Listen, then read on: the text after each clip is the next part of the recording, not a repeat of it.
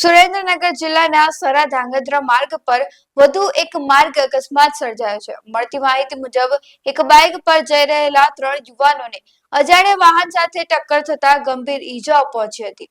ઈજાગ્રસ્ત યુવાનોની ઓળખ પ્રકાશભાઈ રાહુલભાઈ મુનિયા, મુકેશભાઈ મનસુખભાઈ નાયકા અને ગોવિંદભાઈ અંગ્રેતભાઈ તરીકે થઈ છે. અકસ્માત બાદ ત્રણેયને ધાંગધ્રાની સરકારી હોસ્પિટલમાં તાત્કાલિક ખસેડી પ્રાથમિક સારવાર આપવામાં આવી.